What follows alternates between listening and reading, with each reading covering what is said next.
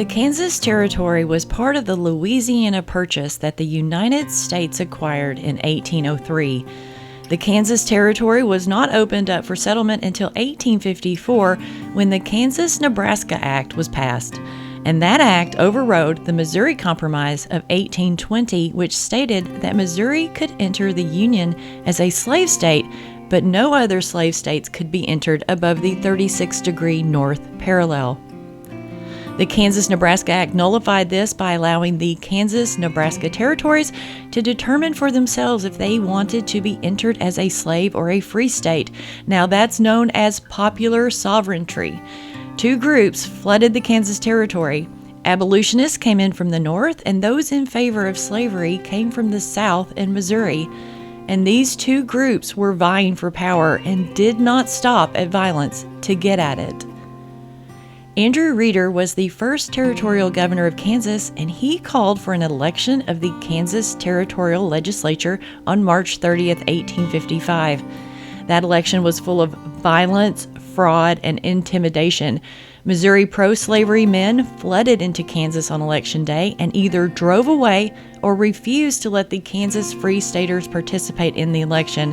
What happened was a landslide for the pro-slavery side, but it was clear that there was voter fraud. 2 times as many votes were cast as there were Kansas settlers. The city of Leavenworth cast 5 times the number of votes as there were voters in the town. Governor Reeder called for re-elections in 6 of the areas where voter fraud was most rampant. But the Free Staters, they stayed away and they boycotted because they felt the election process was just a scam. And even those Free State candidates who did manage to win their seats were not allowed to take them with the pro-slavery legislature. By August of 1855, the elected pro-slavery legislature had moved from Pawnee to Shawnee Mission, then made Lecompton, Kansas, their territorial capital. Kansas also had another territorial governor, Wilson Shannon, who was pro-slavery, and Kansas would end up having 6 territorial governors in 5 years. The longest was Shannon. He stuck it out for 9.5 months. No one, it seems, could control the frenzy of the Kansas Territory. The Free State citizens called this pro-slavery government the bogus legislature, and they created the Free State Party. And on October 23, 1855, they created their own legislature in Topeka, Kansas, and began writing the very first Kansas Constitution called the Topeka Constitution. That Constitution would be presented to Congress on June 30th, 1856, and of course called for the state to be entered into the Union as a free state. That Constitution got nowhere in Washington because in order for a state to be admitted to the Union, it had to pass both the House and Senate. And the Senate was overwhelmingly pro-slavery and would not pass the Constitution. In response to the Free State Party, pro-slavery activists met at Leavenworth, Kansas on November 14th and created the Law and Order Party to deal with anyone who was associated with the Free State cause. The formation of these two groups would usher in a period that we know as Bleeding Kansas, because each side spent the next few years using violence and intimidation to deal with each other. On January 15, 1856, the Free State Party elected Charles Robinson as the territorial governor. Robinson had led the first group of abolitionists from the New England Immigrant Aid Company to Kansas, where they had settled in Lawrence, and that town had become the de facto capital of the abolitionists in the area, and it was constantly under threat. President Franklin Pierce proclaimed the Free State Legislature was unlawful and demanded the arrest of its leaders. In May of 1856, Robinson and other leaders were arrested and they were charged with treason. They were held in Lecompton until September of 1856, when they were tried and found not guilty. During their incarceration between May and September of 1856, things started to heat up, and not just in Kansas.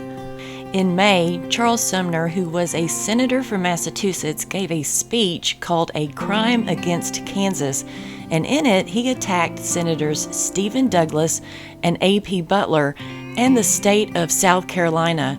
His speech angered South Carolina Congressman Preston Brooks so much that he attacked and beat Sumner on the Senate floor. And that beating was so bad, Sumner suffered from his wounds his entire life. Back in Kansas, there were at least 8 serious conflicts between pro-slave and free-slave factions in a 5-month period. And it all started off on May 21, 1856, when the free state town of Lawrence was raided by nearly 700 pro-slavery men. The Abolitionist Free State Hotel and presses of 2 Lawrence's newspapers were destroyed, and 1 man was killed. In retaliation for the Lawrence raid, on May 24th, John Brown led a raid and murdered 5 pro-slavery men living in Kansas in what is known as the Potawatomi Massacre. He was back at it again on June 2nd, where he led an attack on pro-slavery settlers at the Battle of Blackjack. And in mid-August, 3 pro-slavery forts in Douglas County were raided: Franklin, Fort Saunders, and Fort Titus. And on August 30th, 1856, more than 250 border ruffians took on John Brown and 30 Free Staters in the Battle of Osawatomie. 2 weeks later, 2,700 pro-slavery militia surrounded Lawrence, once again intent on its destruction. They only disbanded when the new territorial governor, John Geary, he was number 3, and he only lasted 6 months. They only disbanded when he showed up with federal troops. On October 6, 1856, a second election was held, and it was once again boycotted by the Free State men. The pro-slavery government was in power for yet another year, but in October of 1857, the Free Staters did vote, and the result was overwhelming in their favor. The on-the-out pro-slavery legislature continued to meet from October 19th to November 8th of 1857, where they quickly adopted the Lecompton Constitution. And on December 21st, that constitution was approved by voters. Now, this was another vote that the Free Staters boycotted because they did not recognize the Lecompton legislature or their constitution. President James Buchanan, who himself had pro-slavery leanings, pushed the Lecompton Constitution into the Senate, where it passed due to the Senate having the majority of pro-slavery constituents. However, once it got to the House of Representatives, where the power was more evenly spread out, there was a lot of discussion, heated arguments, and fistfights on the floor. It was even discussed in the Lincoln-Douglas debates. Congress finally came to a compromise where they would let the citizens of Kansas decide if they wanted the Lecompton Constitution to pass. And that vote was held on January 4th, 1858, and Free Staters participated in mass. Kansas citizens voted down the pro-slavery Lecompton Constitution by a vote of 10,226 to 138. It was clear at this point that Kansas would be a free state. On May 18, 1858, the third Constitution, the Free State Leavenworth Constitution, was approved by voters. It would prohibit slavery and it granted voting rights to African Americans. The Constitution was sent to Congress in January of 1859, but unfortunately, pro-slavery leaders still controlled the Congress and the Constitution went no further. The convention reconvened in July of 1859 in Kansas City, Kansas, which is Wyandotte County, and drafted a new constitution, the Wyandotte Constitution, but this time they only provided voting rights for white males. The Wyandotte Constitution, the fourth and final Constitution of Kansas, was approved by a territorial vote on October 4, 1859.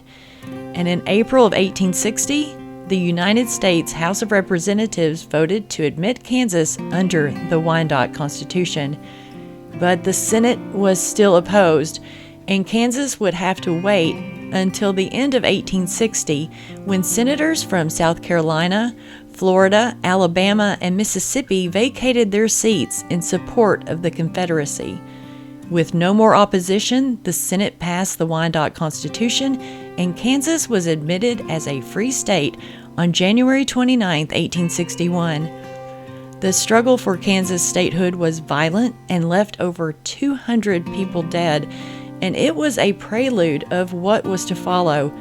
Just a few months later, this country would experience the division that Kansas had been dealing with for the past 6 years when the Civil War broke out in April of 1861.